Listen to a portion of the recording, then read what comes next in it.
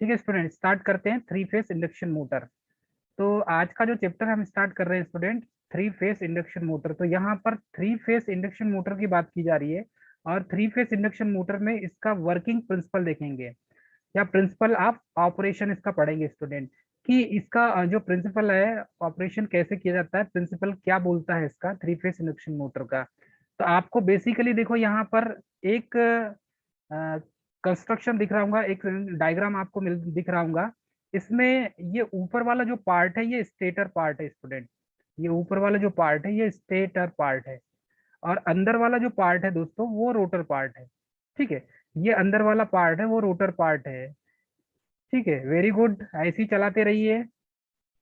ठीक है, जो अंदर वाला जो पार्ट है ये रोटर पार्ट, तो रोटर पार्ट जो है, रोटर की जो वाइंडिंग की जाती है वो हमेशा स्टार में की जाती है। और स्टार कनेक्शन किस टाइप से होता है, स्टार कनेक्शन इस टाइप से होता है दोस्तों। तो ये जो स्टार कनेक्शन है जिसमें आर, वाई और बी, ये तीनों फेस में तीनों वाइंडिंग को कनेक्ट किया जाएगा। ठीक है, तो ये स्टेटर और रोटर, तो रोटर पार्ट हमेशा मूविंग पार्ट होता है, और इसमें जो फ्रीक्वेंसी होगी वो 60 हर्ट्ज की फ्रीक्वेंसी होती है। इसका जो आरपीएम होगा वो 1440 आरपीएम होगा दोस्तों। मैक्सिमम जो है वो होगा 1500 आरपीएम को वो कवर अप करेगा, मतलब पकड़ने की कोशिश करेगा। इसमें एक स्लिप होती है, उस स्लिप की जो स्पीड होती है वो 1440 होती है, और वो 1500 आरपीएम को पकड़ने की कोशिश करती है। तो बेसिकली जो इनपुट सप्लाई दिया जाता है वो इनपुट सप्लाई स्टेटर पार्ट में दिया जाता है, मतलब कि स्टेटर वाइंडिंग में इनपुट सप्लाई दिया जाता है। थ्री फेज सप्लाई आप देंगे तो स्टेटर पार्ट में आप थ्री फेज सप्लाई देंगे दोस्तों। अब ये जो है थ्री फेज सप्लाई जब स्टेटर की वाइंडिंग में देंगे, तो स्टेटर में जो वाइंडिंग लपेटी हुई है उसमें फेरा अकॉर्डिंग टू फेराडेस लॉ के म्यूचुअल इंडक्शन पर रोटर पार्ट में जो कॉइल है, जो वाइंडिंग है जिसे आप रोटर वाइंडिंग कहते हैं, जो स्टार में कनेक्टेड है, तो उसमें म्यूचुअल इंडक्शन के कारण 60 हर्ट्ज की फ्रीक्वेंसी जनरेट होगी, स्पीड होगी 1440 आरपीएम एनएस। ठीक है, ये एनआर की होगी रोटर की, और ये एनएस की जो स्पीड होगी ये होगी 1500 आरपीएम। तो इस तरीके से ये 1440 आरपीएम जो है वो 1500 आरपीएम को पकड़ने की कोशिश करती है। तो मतलब कि मैक्सिमम जो स्पीड आप मान के चलेंगे तो वो 1500 आरपीएम होगा। अब इसमें जो है स्टेटर और रोटर, यहाँ पर पोल, ये जो पोल है इसमें एन और एस, तो ऊपर वाले पार्ट में देखिए एन बनेगा, तो यहाँ पर इस साइड वाले पार्ट में एस बनेगा, इसमें एस बनेगा तो इस साइड वाले में एन बनेगा, मतलब एक दूसरे के अपोजिट पोल बनेंगे हमेशा। यदि यहाँ पर एन है, यहाँ पर एस है, तो यहाँ पर एन बनेगा। मतलब ये बोल सकते हैं कि स्टेटर पार्ट में यदि एस पोल बनेगा तो उसके दूसरे साइड में एन पोल बनेगा, अपोजिट डायरेक्शन में, मतलब असमान पोल आमने सामने स्टेटर वाइंडिंग में बनते हैं। और रोटर वाइंडिंग में जो वाइंडिंग लपेटी होगी रोटर में, उसमें अलग बनेंगे स्टूडेंट। तो अब हम इसका वर्किंग प्रिंसिपल देखते हैं क्या होता है। सबसे पहले तो जब इंडक्शन मोटर के स्टेटर को थ्री फेज सप्लाई दिया जाता है, ये जो इंडक्शन मोटर है इसको थ्री फेज सप्लाई दिया जाता है। इंडक्शन मोटर के स्टेटर को जब थ्री फेज सप्लाई दिया जाता है तो रोटर के चारों तरफ सिंक्रोनस स्पीड में घूमता हुआ मैग्नेटिक फील्ड उत्पन्न हो जाता है स्टूडेंट। किसमें होगा, इस रोटर पार्ट में। इस रोटर पार्ट में क्या होगा, सिंक्रोनस स्पीड में घूमता हुआ मैग्नेटिक फील्ड उत्पन्न होगा। तो याद रखिएगा, हम थ्री फेज सप्लाई जब स्टेटर पार्ट को देते हैं, स्टेटर वाइंडिंग को देते हैं, तो रोटर में क्या होता है, सिंक्रोनस स्पीड में घूमता हुआ मैग्नेटिक फील्ड उत्पन्न होगा, वो भी रोटर में होगा। सिंक्रोनस स्पीड में घूमता हुआ मैग्नेटिक फील्ड उत्पन्न होगा, किसमें होगा स्टूडेंट, ये रोटर में होगा। ये जो होगा उत्पन्न, ये किसमें होगा दोस्तों, ये रोटर में होगा। सिंक्रोनस स्पीड में घूमता हुआ मैग्नेटिक फील्ड ये होगा रोटर में। क्लियर है, आगे बढ़े। ठीक है स्टूडेंट, अब क्या होता है इसके आगे, जो रोटर में जो ईएमएफ उत्पन्न करता है, तो ये जो रोटर में जो ईएमएफ उत्पन्न कर रहा है ये किसके कारण हो रहा है, ये मैग्नेटिक फील्ड के कारण। और वो कौन सा मैग्नेटिक फील्ड है, जो सिंक्रोनस स्पीड में घूमता हुआ मैग्नेटिक फील्ड जो उत्पन्न हो रहा है उसके कारण स्टूडेंट यहाँ पर रोटर में ईएमएफ उत्पन्न हो रहा है दोस्तों। रोटर में क्या उत्पन्न होगा इसके कारण, ईएमएफ, इलेक्ट्रोमोटिव फोर्स। ठीक है, हमने 3 फेज सप्लाई दिए स्टेटर पार्ट को, ये स्टेटर पार्ट में जैसे 3 फेज सप्लाई दिए हमने, तो इसके कारण इस रोटर में सिंक्रोनस स्पीड में घूमता हुआ मैग्नेटिक फील्ड क्रिएट हुआ, और इस मैग्नेटिक फील्ड के कारण इसमें ईएमएफ उत्पन्न हुआ। ठीक है दोस्तों, इससे जो रोटर में करंट फ्लो होगी, अब ये ईएमएफ के कारण क्या होगी, ईएमएफ उत्पन्न होगा, तो ईएमएफ क्या है, एक प्रकार की वोल्टेज है। ठीक है स्टूडेंट, अब ये ईएमएफ के कारण इस रोटर में क्या होगी, करंट फ्लो होगी, तो ये रोटर की कॉइल में अब करंट फ्लो होगी स्टूडेंट, इसी के कारण ईएमएफ के कारण। तो जब करंट फ्लो होगी तो ये लेंज के नियम के अनुसार यह करंट के फ्लो होने का अपोज करेगी। तो ये जो करंट जो फ्लो होगी इस वाइंडिंग में, रोटर की वाइंडिंग में जो करंट फ्लो होगी उसका अपोज करेगी, मतलब विरोध करेगी ये करंट। करंट का विरोध करेगी कौन, अकॉर्डिंग टू लेंज के नियम के अनुसार, मतलब ये जो ईएमएफ जिससे उत्पन्न हुआ है उसी का विरोध करेगी अकॉर्डिंग टू लेंज के नियम के अनुसार। ठीक है, तो लेंज के नियम के अनुसार ये जो करंट के फ्लो होने का क्या करेगी, ये अपोज करेगी, और करंट किसके कारण फ्लो हो रहा है, जो ईएमएफ उत्पन्न हुआ है उसके कारण। ठीक है, तो चूंकि इसके उत्पन्न होने का जो कारण है वो स्थिर रोटर और सिंक्रोनस फ्लक्स के बीच के सापेक्ष गति से होती है। क्योंकि क्या होता है कि इसके जो उत्पन्न होने का जो कारण है, करंट या जो ईएमएफ के उत्पन्न होने का जो कारण है वो किसके कारण हो रहा है, स्थिर रोटर है और सिंक्रोनस फ्लक्स के बीच में क्या होती है, सापेक्ष गति होती है। किस किस के बीच में, हमने बताया स्थिर रोटर के बीच में, रोटर एक जगह है और एक ही जगह स्थिर है, वो अलग हट नहीं रहा है, मूविंग कर रहा है बस। तो वो मूविंग जो कर रहा है स्थिर जो रोटर है, और सिंक्रोनस फ्लक्स, तो इन दोनों के बीच में स्टेटर पार्ट में और रोटर पार्ट में जो फ्लक्स क्रिएट होगा वो कौन सा होगा, सिंक्रोनस फ्लक्स होगा, जिसे फाई एस से शो करेंगे दोस्तों। तो इसी सिंक्रोनस फ्लक्स के बीच के कारण ये जो दोनों है रोटर पार्ट, ये बीच में सापेक्ष गति करेगा, मतलब कि रोटेट करेगा। यदि ये सिंक्रोनस फ्लक्स यहाँ पर क्रिएट ना हो तो ये रोटर मूविंग नहीं करेगा। ठीक है, क्लियर है दोस्तों सभी को। अब आगे बढ़ते हैं हम, क्या होता है, अतः सापेक्ष गति को कम करने का हम क्या करती है, प्रयास करती है। तो ये जो रोटेटिंग जो मैग्नेटिक फील्ड उत्पन्न हुआ है इसको कम करने का प्रयास कौन करेगा, ये रोटर करेगा। तो इसको कम करने का प्रयास करेगा तो ये रोटर क्या होता है, फिर घूमने लगता है। तो अतः क्या होगा, सापेक्ष गति को कम करने का प्रयास करती है, इसलिए जिस दिशा में फाई एस जो सिंक्रोनस फ्लक्स घूमती है उसी दिशा में रोटर भी घूमने लगता है। तो ये जो फ्लक्स उत्पन्न फाई एस उत्पन्न होगा उसी दिशा में रोटर भी घूमने लगेगा। ये मेन पॉइंट है स्टूडेंट, यहाँ पर अपोजिट डायरेक्शन में रोटर पार्ट घूमता नहीं है, रोटर नहीं घूमता। सिंक्रोनस जो फ्लक्स है फाई एस सिंक्रोनस फ्लक्स, ये जो सिंक्रोनस फ्लक्स है ये जिस दिशा में रोटेट करेगा उसी दिशा में रोटर भी रोटेट करेगा दोस्तों। ऐसा क्यों होता है, उसके पीछे बहुत बड़ा कारण है। क्या होता है, अतः जो सापेक्ष गति को क्या करते हैं, इसमें कम करने का प्रयास करता है, कौन करता है, रोटर करता है। और कम करने के कारण वो क्या करता है, उसी दिशा में जो सिंक्रोनस फ्लक्स की जो दिशा है, जैसे आपको यहाँ समझ में आ रहा होगा ये सिंक्रोनस फ्लक्स की दिशा इस डायरेक्शन में है। ठीक है, और रोटर का जो घूमने की दिशा वो भी सेम डायरेक्शन में, उसका रीजन यही है स्टूडेंट। ठीक है, तो ये सापेक्ष गति को कम करने के लिए यहाँ पर फ्लक्स जो क्रिएट हुआ है उसके कारण जो सापेक्ष गति होगा उसको कम करने का प्रयास करता है। इसीलिए क्या होता है, सिंक्रोनस फ्लक्स की दिशा में ही रोटर भी घूमने लगता है। ठीक है, उसी दिशा में रोटर भी क्या होता है, घूमने लगता है और फ्लक्स को पकड़ने की कोशिश करता है। ये जो सिंक्रोनस फ्लक्स है फाई, इसी को पकड़ने का कार्य कौन करेगा, इसी की स्पीड में घूमने का काम कौन करेगा, ये रोटर पार्ट करता है। लेकिन क्या होता है, उसको पकड़ नहीं पाता, मतलब इसकी जो फाइव की स्पीड होगी, जैसे 1500 आरपीएम है फाइव की स्पीड, तो ये इसकी स्पीड है, सिंक्रोनस फ्लक्स की जो स्पीड है वो 1500 आरपीएम है दोस्तों। उसी 1500 आरपीएम को ये रोटर पकड़ने की कोशिश करता है लेकिन पकड़ नहीं पाता। और ये कितनी स्पीड में घूमता है, 1440 आरपीएम में, 1440 आरपीएम में। इसीलिए इन दोनों में अंतर है स्टूडेंट। सिंक्रोनस फ्लक्स की स्पीड है जो है वो है 1500 आरपीएम, और ये जो रोटर है उसी डायरेक्शन में घूमते हुए उसी फ्लक्स को पकड़ने की कोशिश करता है लेकिन पकड़ नहीं पाता, इसलिए इसकी स्पीड रहती है 1440 आरपीएम। क्लियर है। अतः सिंक्रोनस फ्लक्स और रोटर की स्पीड के बीच में क्या हो जाएगा, कुछ अंतर हो जाएगा। मतलब सिंक्रोनस फ्लक्स क्या हो गया 1500 आरपीएम दोस्तों, और ये जो रोटर की जो फ्लक्स हो जाएगी वो हो गई 1440 आरपीएम स्टूडेंट। तो दोनों के बीच में तो कुछ अंतर हो गया पैदा। तो इसी अंतर को क्या कहते हैं दोस्तों, हम स्लिप कहते हैं। क्या कहते हैं, स्लिप। स्लिप यानी क्या होता है, सरकन। ठीक है, अब आपको समझ में आ गया होगा, 101% क्लियर हो गया होगा स्लिप किसको कहेंगे।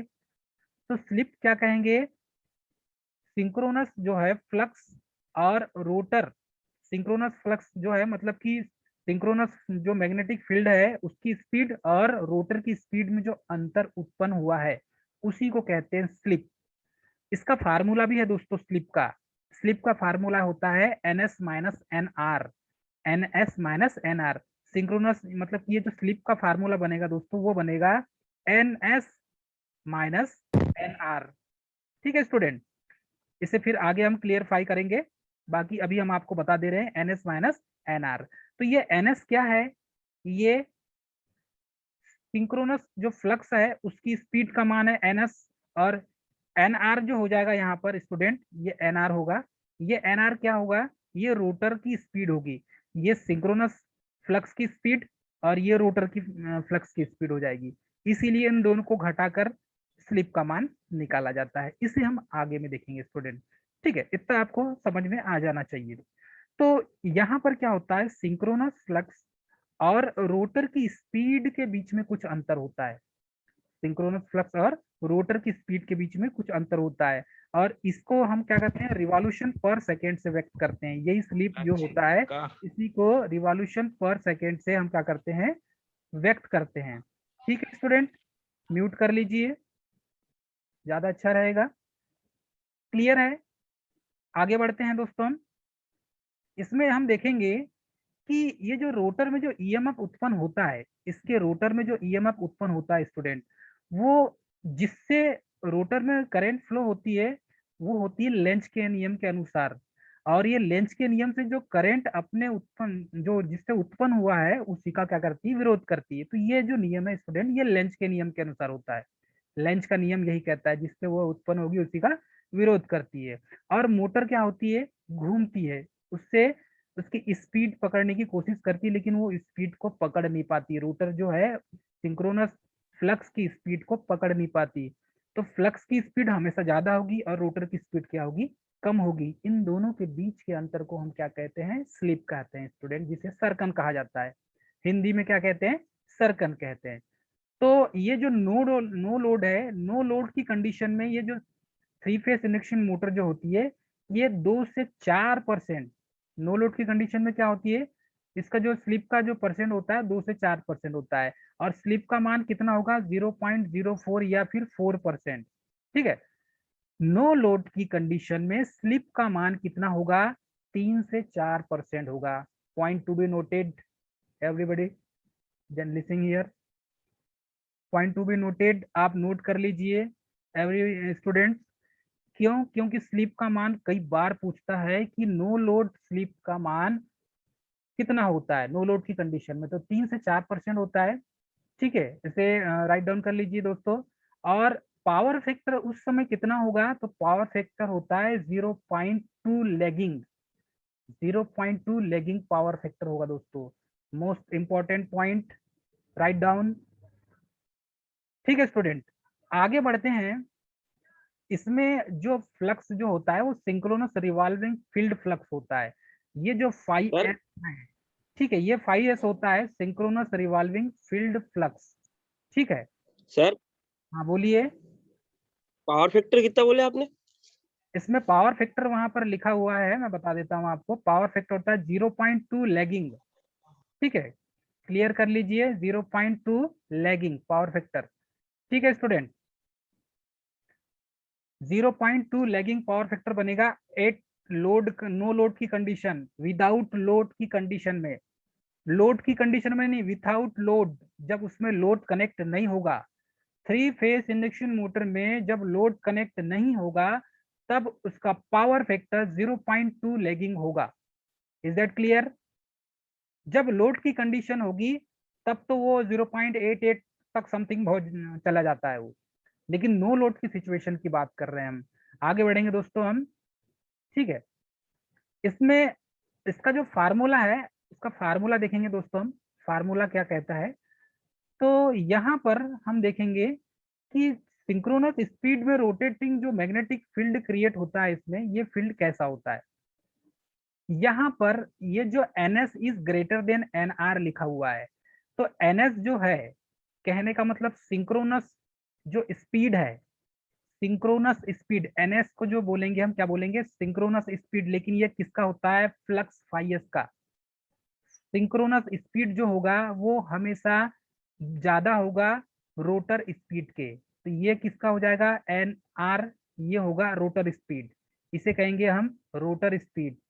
तो synchronous speed is greater then rotor speed, इसीलिए कहा गया है, क्योंकि रोटर सिंक्रोनस स्पीड को पकड़ नहीं पाता, उतनी स्पीड में रोटेट कर नहीं पाता वो।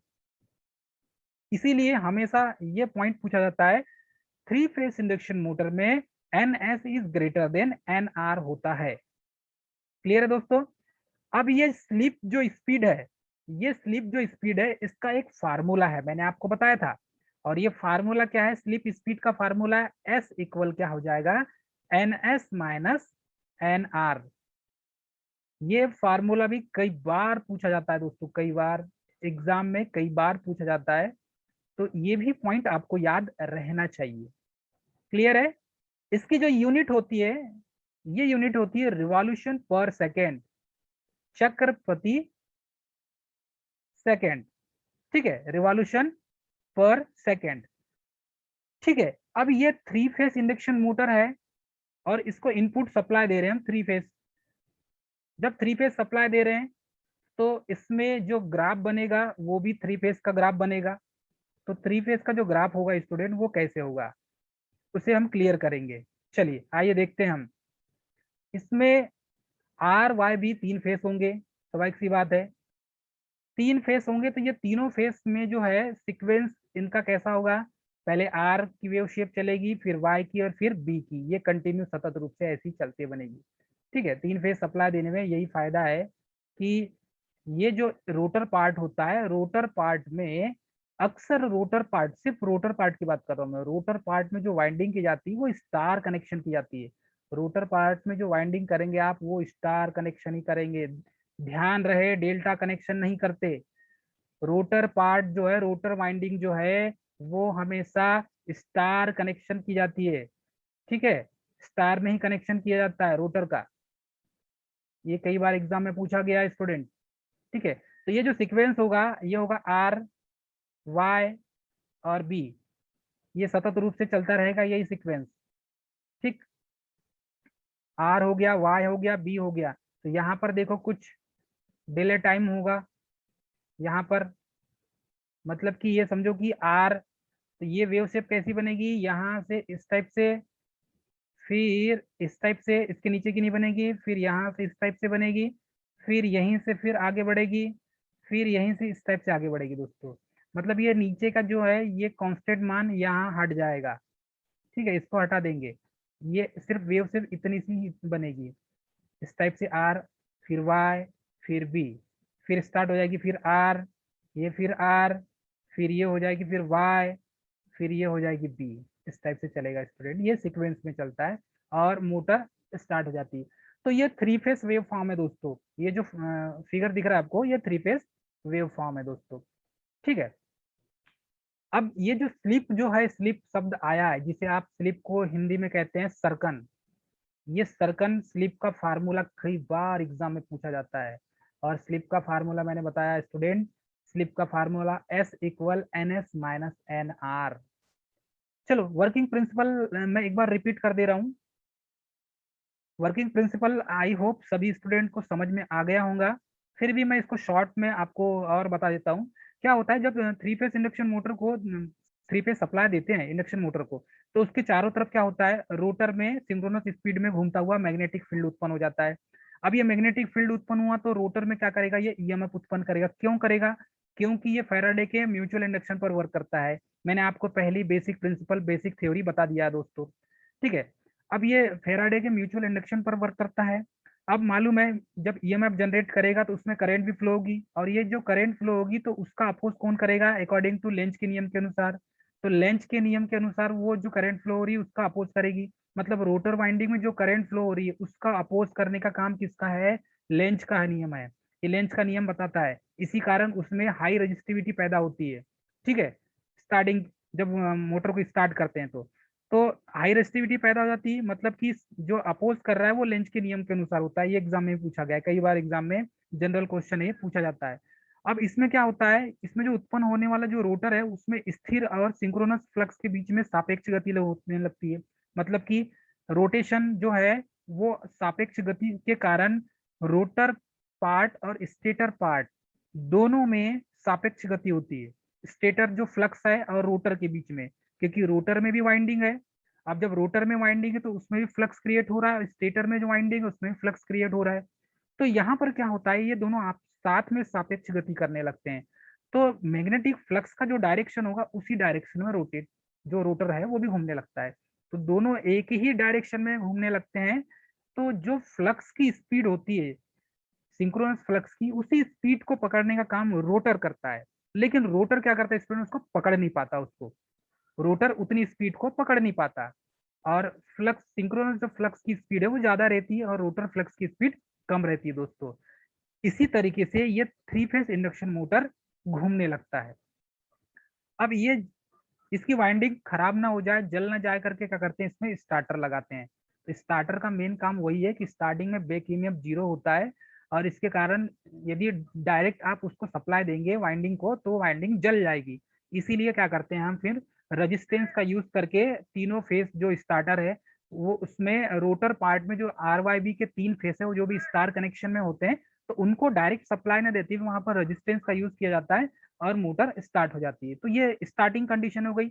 जब मोटर रनिंग कंडीशन में आ जाएगी तो हम क्या करते हैं, वहां से जो रजिस्टर है वो रजिस्टेंस को हटा देते हैं और मोटर स्टार्ट हो जाती है। तो इस तरीके से स्टूडेंट इसका यूज करते हैं हम। ठीक है, तो हम आगे देखेंगे स्लिप के बारे में, क्योंकि स्लिप बहुत जरूरी है, सर्कन के बारे में पढ़ना, न्यूमेरिकल क्वेश्चन इसी से बनते हैं। ठीक है दोस्तों, तो ये जो स्लिप एस है इसके फार्मूले कितने प्रकार के बनते हैं और किस तरीके से यूज किए जाते हैं। ठीक है, तो स्लिप स्पीड, सबसे पहले स्लिप स्पीड जो निकालते हैं उसका जो फार्मूला है S equal N S minus N R. N S minus क्या है student, N S minus N R है। ठीक है, तो ये स्लिप जो स्पीड है वो स्पीड है S equal N S minus N R. अब यदि इसका परसेंटेज निकालेंगे, देखो वैल्यू हम निकालेंगे इसका, तो ये क्या हो जाएगा, एस इक्वल क्या हो जाएगा, N S minus N R upon N S. क्या हो जाएगा, N S minus N R upon N S. अब यदि इसका परसेंटेज निकालेंगे स्लिप एस का, तो ये इसके तीन फार्मूले बनते हैं दोस्तों। पहला फार्मूला स्लिप स्पीड का, सेकेंड स्लिप का formula N S minus N R upon N S करेंगे। अब इसको परसेंटेज में निकालना है तो कैसे निकालेंगे, N S minus N R upon N S into 100। तो ये स्लिप परसेंट, स्लिप का परसेंट मतलब कि कितने प्रतिशत स्लिप है उसकी। तो मैंने आपको बता दिया नो लोड की कंडीशन में स्लिप का मान कितना होता है, 3 से 4% होता है दोस्तों। ठीक है, सभी को याद रहना चाहिए, ये 3 से 4% नो लोड की कंडीशन में है, नो लोड की कंडीशन में। ठीक है स्टूडेंट, एग्जाम में पूछा जाता है। मैं आपको मेन मेन पॉइंट बहुत अच्छे से समझा रहा हूँ, आई होप आपको समझ में आ रहा होगा। इसके तीन फार्मूले हो गए दोस्तों। एग्जाम में स्लिप निकाल पूछता है हमें, तो एग्जाम में जब पूछा जाता है तो यहाँ पर क्या क्या पूछा जाता है मैं आपको बताता हूँ दोस्तों। क्या क्या पूछा जाता है, एक तो नो लोड में स्लिप का प्रतिशत कितना होता है, ये एग्जाम में पूछा जाता है। तो नो लोड की कंडीशन में स्लिप का जो परसेंट मैंने बताया आपको वो कितना होता है, स्लिप 3 से 4% होता है, नोट कर लीजिए कॉपी में। नेक्स्ट है नो लोड में पावर फैक्टर कितना होता है, तो 0.2 लेगिंग होता है। लेगिंग मतलब कि क्या होता है, पश्चगामी, लेगिंग मतलब पश्चगामी। तो ये 0.2 पश्चगामी होता है। कई बार पूछा गया स्टूडेंट, बहुत सारे जितने भी टेक्निकल एग्जाम होती है यदि इंडक्शन मोटर में पूछा जाएगा तो यही पूछता है, नो लोड की कंडीशन में स्लिप कितनी होती है, स्लिप का फार्मूला पूछ लेता है। ठीक है, नो लोड कंडीशन में पावर फैक्टर कितना होता है, ये बेसिक क्वेश्चन है इसके, ये आना ही है। कोई भी एग्जाम आप दो, चाहे कंपटीशन दो चाहे IIT एग्जाम दो, ये पूछना तय है स्टूडेंट। चलिए क्वेश्चन यहीं से बनते हैं। अब देखते हैं हम, एक क्वेश्चन है, इस क्वेश्चन को सॉल्व करेंगे दोस्तों, स्लिप कैसे निकालते हैं। ठीक है, हमने S equal N S minus N R पढ़ा फार्मूला। यदि उसी को हम पलट दें, एन आर का मान निकालना है हमें, तो वो जो फार्मूला इस टाइप से बन जाता है, if the percent S is 4%, मतलब कि स्लिप का कितना परसेंट दिया, 4% दिया दोस्तों, स्लिप का 4% दिया। ये न्यूमेरिकल क्वेश्चन है, एक प्रॉब्लम, इसको सॉल्व करना है। ये न्यूमेरिकल क्वेश्चन है दोस्तों। क्वेश्चन फर्स्ट, कैसे निकालते हैं स्लिप, आप ये देख लीजिए। यदि आप रोटर की स्पीड निकालना है, या सिंक्रोनस की स्पीड निकालना है, या स्पीड एस का मान निकालना है स्लिप का, ये स्लिप का मान निकालना है, ये स्लिप है स्टूडेंट। ये रोटर स्पीड हो गया, इसका ये जो मान है इसको क्या कहेंगे, एनआर को रोटर स्पीड। ठीक है, ये रोटर का स्पीड है, एन मतलब कि स्पीड से स्पीड के लिए एन को शो किया जाता है। हमेशा स्पीड जब भी पूछा जाएगा तो स्पीड को कैसे शो करते हैं हम, हमारे टेक्निकल लैंग्वेज में एन से शो किया जाता है। ठीक है दोस्तों, स्पीड को एन से, फार्मूले मैथमेटिकल रूप से, ठीक है, शो किया जाता है। ठीक है, अब देखेंगे स्टूडेंट इसमें, इफ द 4% एस इज, देखो इफ 4% इज, जो है स्लिप एस का जो मान है वो 4% दिया है, then slip S is equal to, find out the rotor speed. तो इसको कैसे सॉल्व करेंगे, इसमें एस का मान दिया है 4%, तो 4% दिया हुआ है 4%, तो उसको सॉल्व करेंगे तो कैसा होगा, 4/100 हो जाएगा, 4/100। तो इसका मान कितना निकल गया, यदि पॉइंट में निकाले तो 0.04। अब ये जो है N R equal N S 1 - S हो जाएगा। तो ये जो इस फार्मूले से मान निकालेंगे हम, तो एन आर का मान इसमें निकालने बोला, तो एन आर का मान निकालना है तो एन एस में हो जाएगा 1 - एस। ये भी एक फार्मूला है इसका दोस्तों, और ये फार्मूला भी एग्जाम में पूछा जाता है। ठीक है, इस फार्मूले को भी एग्जाम में पूछा गया है। तो रोटर की स्पीड निकालने के लिए यदि बोलता है find out the value of rotor speed, तो find out the value of rotor speed मतलब कि एन आर की स्पीड को फाइंड आउट करिए, इसमें दिया हुआ है। तो आप इसे कैसा निकालेंगे, इस फार्मूले की सहायता से। और इसमें जब मान रखेंगे आप, तो वैल्यू को, मान, इसको मान को रख के, मतलब कि एस का मान 0.04 रख के यहाँ पर आप वैल्यू निकाल सकते हैं स्टूडेंट। तो इस तरीके से आप वैल्यू निकाल के इसको फाइंड आउट कर सकते हैं। अब इसमें कुछ कंडीशंस होती है, 8 स्टैंड स्टिल कंडीशन होती है। तो ये जो स्टैंड स्टिल कंडीशन जो होती है, स्थिर अवस्था जो होती है, उस स्थिर अवस्था के अनुसार भी स्लिप एस का मान अलग अलग रखा जाता है। जैसे कि यहाँ पर दिया हुआ स्लिप एस का मान 0.4%, लेकिन जब कंडीशन दी रहेगी इसमें, स्लिप एस की कंडीशन एट स्टैंड स्टिल, मतलब स्थिर अवस्था में यदि दिया हो, तब आप क्या मान रखेंगे। जब गतिज अवस्था में दिया हो तब क्या मान रखेंगे। तो सबकी वैल्यू अलग अलग दी हुई रहती है स्टूडेंट। अभी क्लास अब फिनिश होने वाली है आपकी, आई होप 11 तो बज गया है। तो इसको हम स्टूडेंट देखेंगे नेक्स्ट क्लास में। 8 स्टैंड स्टिल जो कंडीशन है, तो स्थिर अवस्था मतलब स्थिर अवस्था में जब रोटर पार्ट होगा तब स्लिप एस का मान कितना रखा जाएगा। तो उस समय हम रखते हैं 1। 8 स्टैंड स्टिल कंडीशन जो होगी उसमें स्लिप एस का मान क्या रखेंगे, 1। ठीक है स्टूडेंट, तो उस समय फार्मूला क्या बनेगा, उस समय फार्मूला बनेगा दोस्तों, उस समय फार्मूला क्या बनेगा, एस इक्वल, ये जो फार्मूला है यदि परसेंट निकालना है तो एस इक्वल क्या हो जाएगा, भाई गोदिए मत डिस्प्ले में। ठीक है, S equal N S minus N R upon N S. हम आपको पढ़ा रहे हैं, ये बहुत बड़ी बात है, क्योंकि हम आपके टीचर नहीं है, हम आपकी क्लास के टीचर नहीं है, फिर भी सेकेंड ईयर वालों को पढ़ा रहे हैं। ठीक है, तो आप उसका क्या हो गया वैल्यूएशन सर, आप कीजिए भी स्टूडेंट। टीचर ही हो हमारे। ठीक है, तो ठीक है स्टूडेंट, हम 8 स्टैंड स्टिल कंडीशन जो होती है वो देखेंगे। इसमें एस का मान क्या होता है, 1 रखा जाएगा दोस्तों। और नो लोड में स्लिप का मान 3 से 4% होता है, ये हमें मालूम है। नो लोड की कंडीशन पावर फैक्टर 0.2% होता है। तो ये वैल्यू यदि पुट करें हम, तो